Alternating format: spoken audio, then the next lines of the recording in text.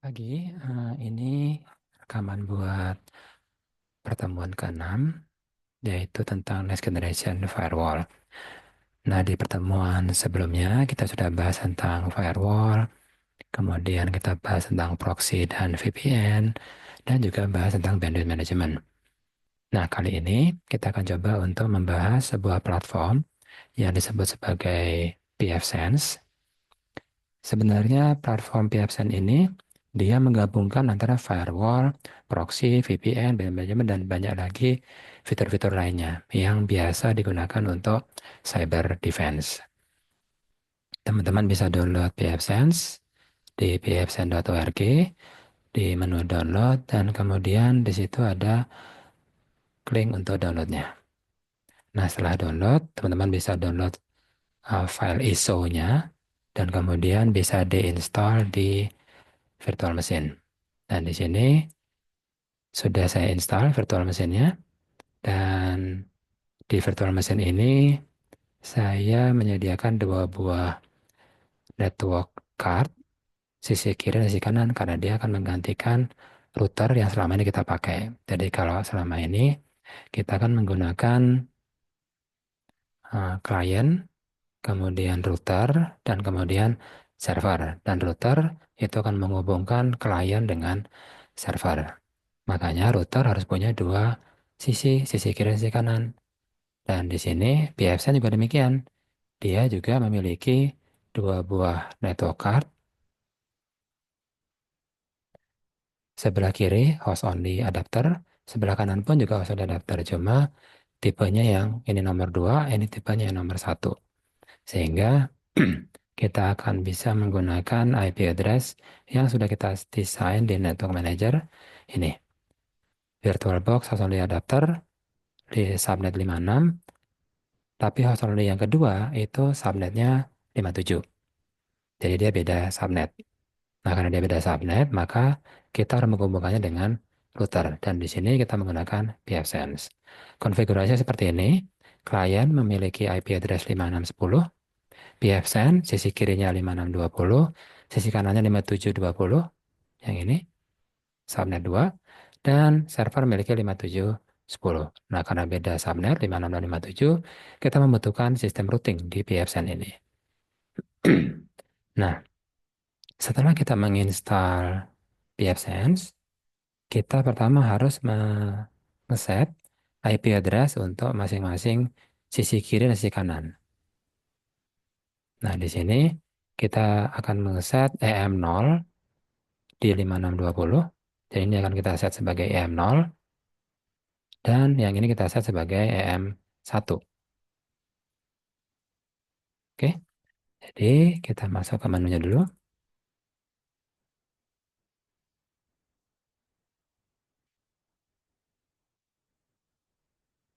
Di sini pertama assign interface.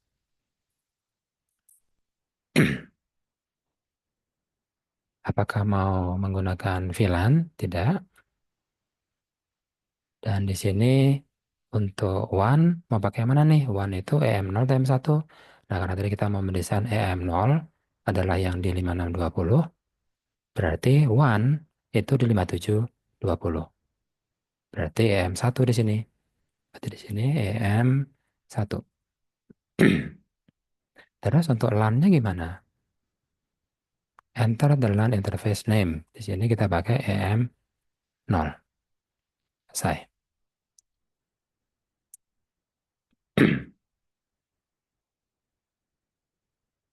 Oke, kita tunggu dulu, sudah selesai. Dan dia akan kembali ke menu standarnya.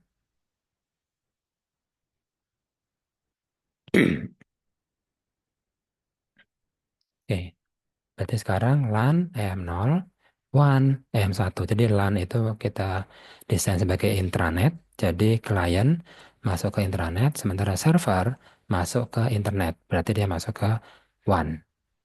Nah, sekarang kita set IP address-nya.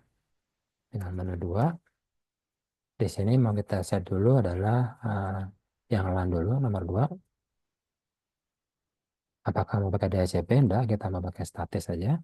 192.168.56. 20 untuk LAN.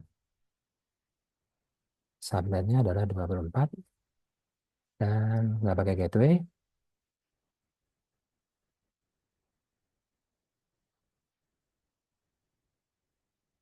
Ini kayaknya dibaca.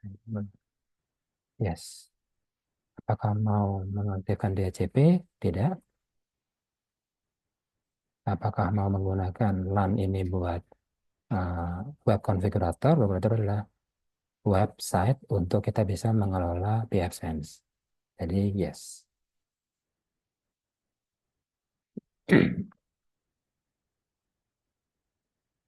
Oke, sudah. Oke, sekarang sudah LAN punya IP address 5620. Sekarang yang one. Berarti dua. Kita mau ngeset yang one sekarang. Apakah mau pakai DHCP? Tidak. Kita mau bikin statis 192.168.57, sorry, 5720.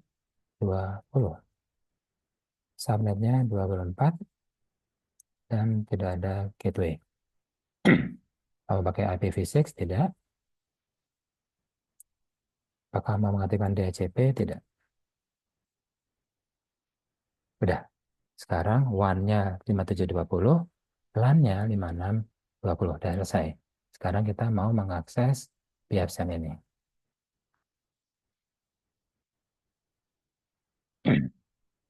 Menggunakan ini.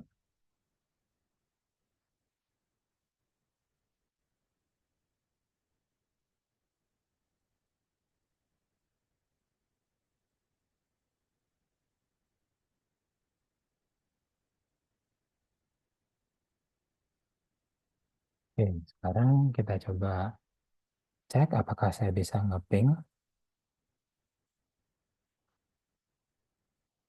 ke server.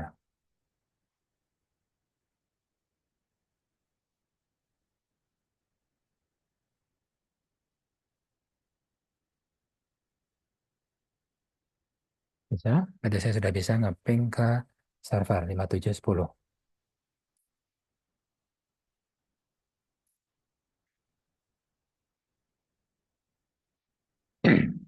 Oke, berarti sekarang sudah saya bisa connect ke server.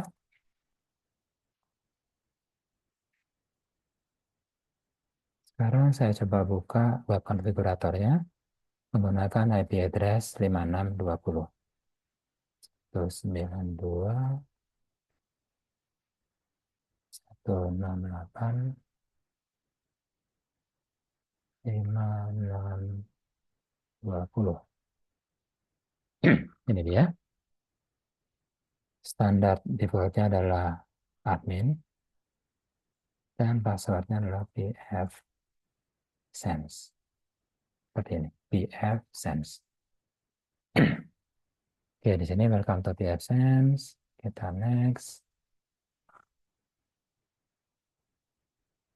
Nah, mau diberikan nama apa nih buat pfSense kita? Ya, namanya bisa pfSense.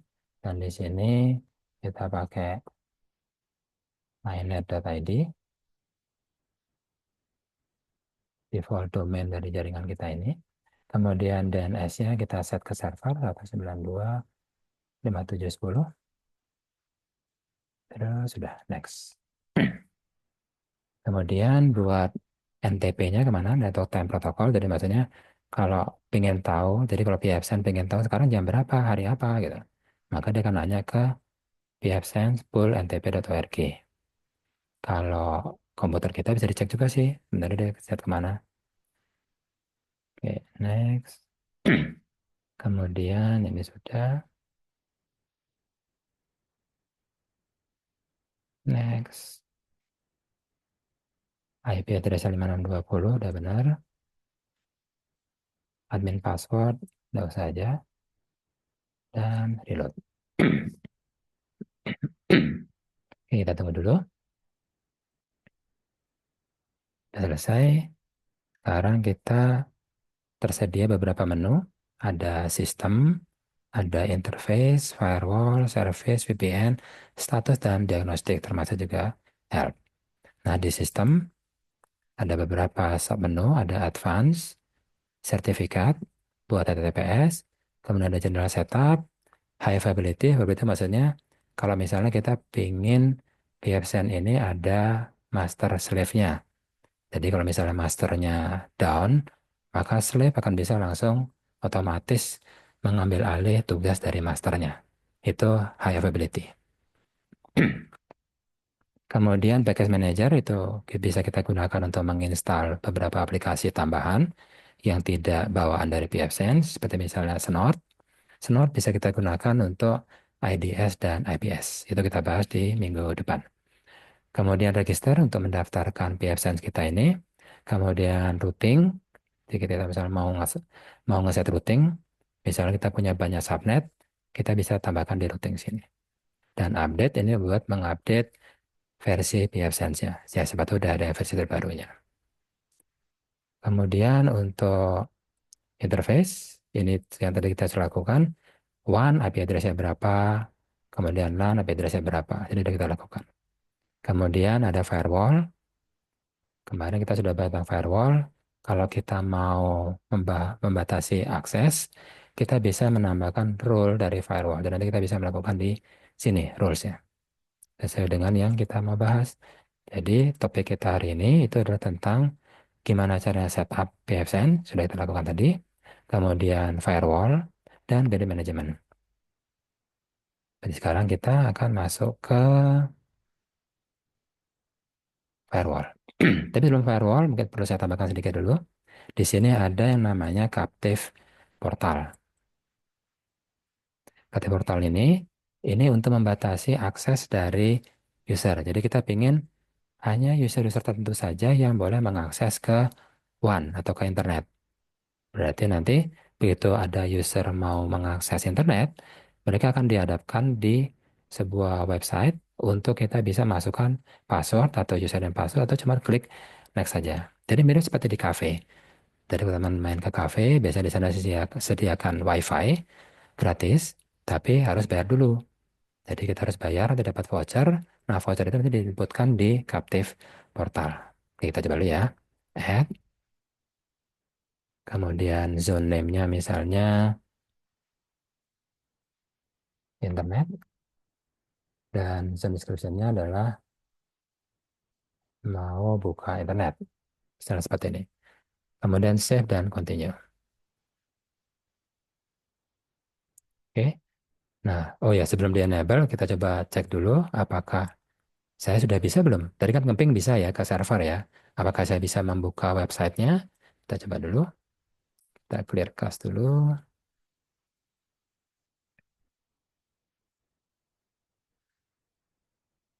Yep, bisa diakses. Dan ini kelihatan dari server bahwa ada akses tanggal 9 April 2025 dari 5610. Berarti dari IP address-nya klien. Yang ini. Oke, berarti udah bisa mengakses. Nah, sekarang kita mau mengaktifkan KT Portal. Enable. Kemudian kita aktifkan di LAN-nya. Mau berapa koneksi nih? Gitu. Jadi misalnya kita mau membatasi hanya 10 user aja nih yang boleh mengakses internet. Atau mau 100 atau berapa. Cuma di sini kita kosongkan aja. Berarti kita batasi. Bisa juga berdasarkan idle timeout. Dan juga bisa kita batasi berdasarkan traffic quota. Jadi eh, pelanggan kita di cafe itu bisa kita berikan 1 jam atau 100 megabyte. Jadi terserah kita. Mau yang ini kita isi atau mau yang time-nya. Oke, kemudian nah ini dia. Ini adalah halaman buat Captive portalnya. Mau ditambah logo atau enggak? Kalau misalnya tambah logo ya kita masukkan logonya. Tapi kalau enggak ya biarkan aja. Nah, kemudian autentikasinya. Apakah user perlu masukin autentikasi, username password, atau enggak usah? Kalau misalnya enggak usah, berarti ini aja. None. Terus save. Hmm.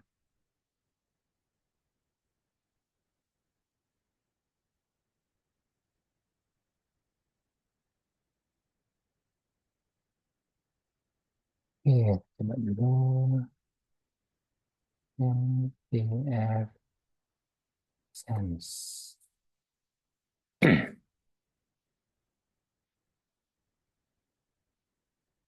Terus, oke, kita coba lagi tadi. Service, Captive Portal. Oh, udah ada. Cuma saya coba lihat dulu. Pastiin apakah memang sudah oke belum. Enable, padalan,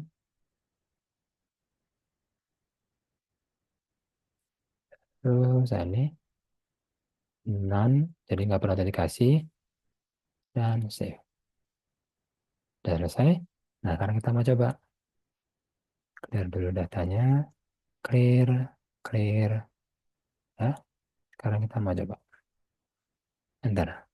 Maka akan keluar seperti ini. Jadi seakan-akan kalau user mau mengakses internet, dia keluar Captive Portal. Ini namanya Captive Portal. Dan di sini karena kita tadi tidak mensyaratkan ada username dan login, maka di sini cuma ada klik aja login. Selesai. Oke, ini fungsi dari Captive Portal. Nah, sekarang kita coba masuk ke firewall. Kita hapus saja.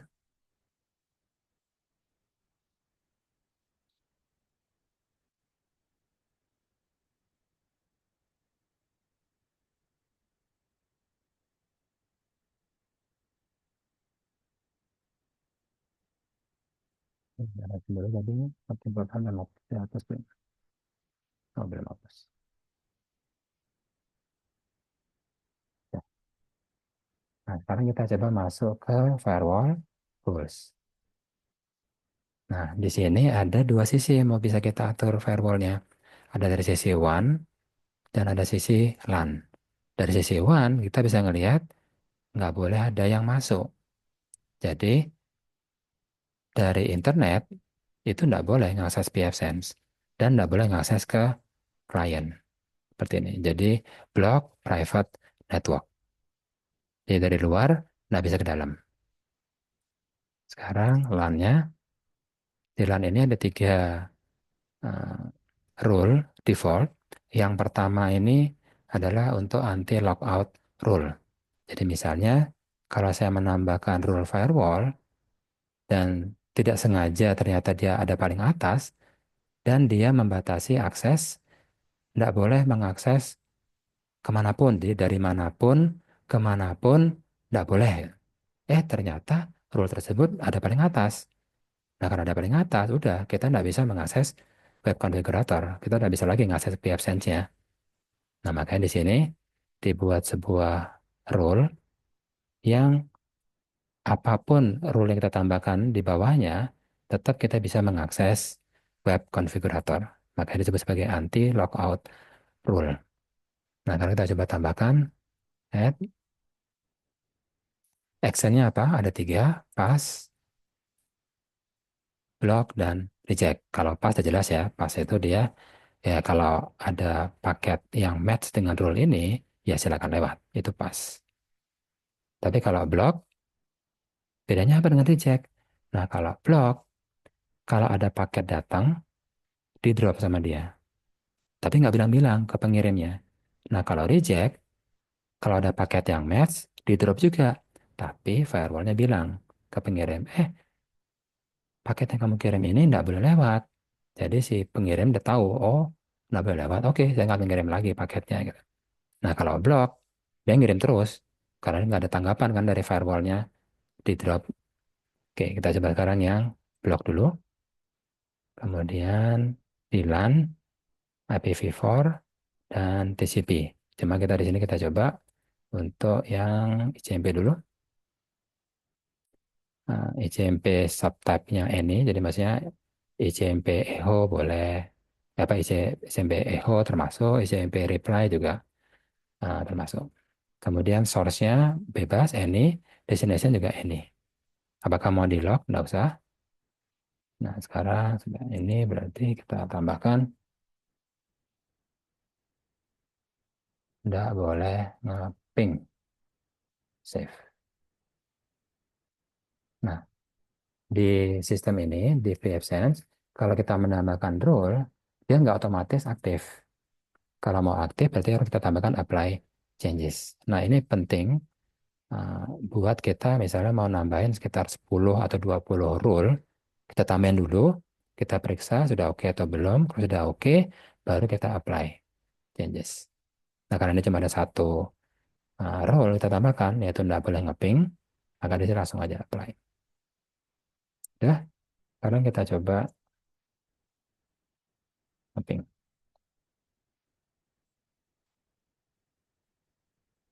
Nggak bisa, diblok sama dia. Jadi ping, nggak akan nyampe.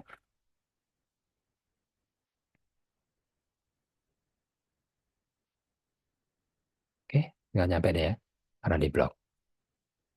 Dan di sini bisa kita lihat juga, kalau misalnya ini saya refresh, di sini dibilang ada 168 byte yang match dengan rule ini. Oke, ini untung nggak boleh ngeping. Jadi uh, wajar ya, makanya tadi nggak bisa ada tanggapan pingnya. Oke, sekarang kita coba hapus dulu. Apply. Sekarang kita mau menambahkan rule, tapi buat HTTP. Kalau tadi kan kita bisa kan ya, akses ini ya, akses server bisa. Nah, di sini keluar. Nah, sekarang kita mau ngeblok. Add. Di sini kita coba blok, kemudian TCP. Ingat, di sini nggak ada HTTP, jadi hanya sampai level TCP atau UDP. Nah, di sini TCP, karena kita mau ngeblok web, HTTP, dari manapun, mau kemanapun, di sini, kalau misalnya mau tambahin ini ya, portnya, HTTP ini dia, 40.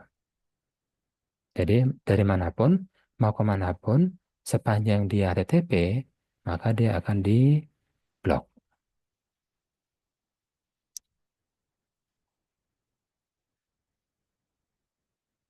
Nggak boleh buka web.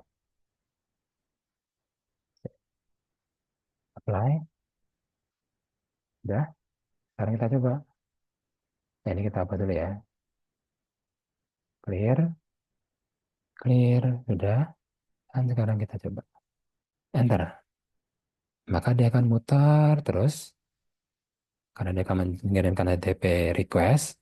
Dan oleh pAbsence-nya di drop. Ini, connection timeout. Jadi nggak ada tanggapan, too long to respond.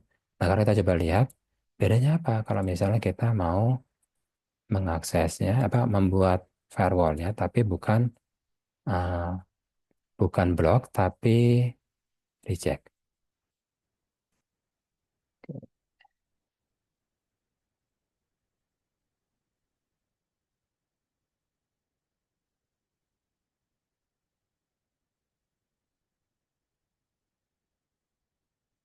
Firewall rules, run. Nah, sekarang ini mau kita ubah, edit. Di sini bukan blok lagi, tapi reject. Masih sama, cuma bedanya adalah tadinya blok, sekarang reject. Ini yang beda ya ikonnya. Tadi kan cross ya, sekarang gambar tangan. Oke, kita coba.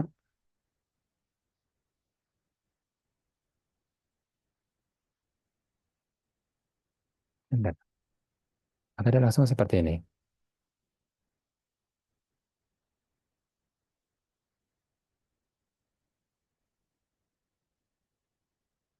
Jadi dia langsung dapat jawaban dari pfSense-nya bahwa request Anda nggak boleh. Seperti itu. Oke. Nah, ini tentang firewall. Kita hapus dulu. Sekarang kita mau bahas tentang bandwidth management yang terakhir.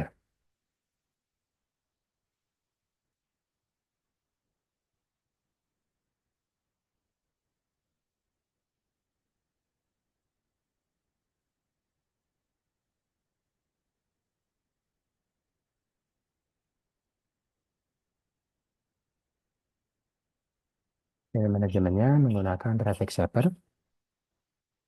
Di sini ditanya, kita mau bikin pipanya itu di WAN-nya atau di LAN-nya. Nah, karena kita mau mengatur klien, jadi kalau dosen itu dapat pipanya sekian. Kalau mahasiswa dapat pipanya sekian. Berarti kita ngasihnya di LAN. Kita enable menggunakan scheduler type-nya HFSC. Bandwidth-nya misalnya kita set 1 kbps. Ini. Terus sudah save. Jadi kita sudah membuat di LAN, kita udah bikin pipanya. Nah, sekarang di pipa ini kita mau nambahin grup usernya. Menggunakan query, misalnya di sini adalah dosen, terus berapa query-nya, antriannya, misalnya berapa paket, misalnya kita set 10. Report, description, PW, buat dosen.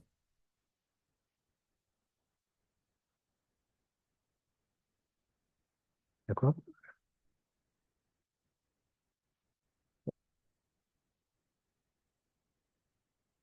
Oh, ya, nggak bisa. Nah, diisi.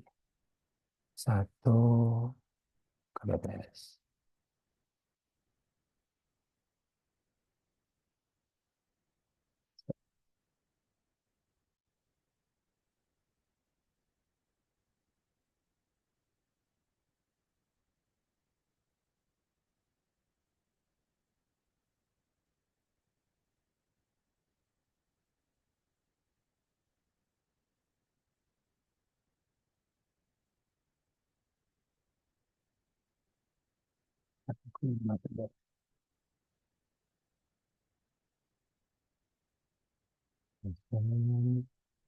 Ini low paket aja.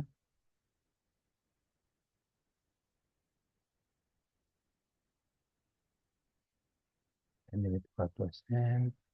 Lanjutnya 1 kbps. Dan save. Ada sekarang. Nah, masuk ada dosennya. Seperti ini.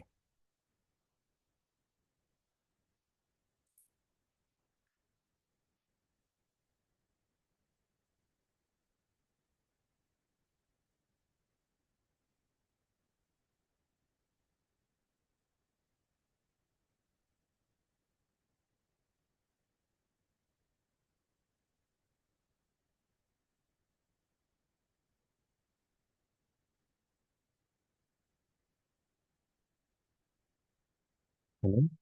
Sekarang dia nyoba mengakses. Cuma karena bandwidthnya dikit, dia kesulitan untuk mengaksesnya. Seperti ini. Oke, ini buat traffic shaper buat membatasi bandwidth. Ini. Oke, itu aja untuk pertemuan kita ke-6 ini.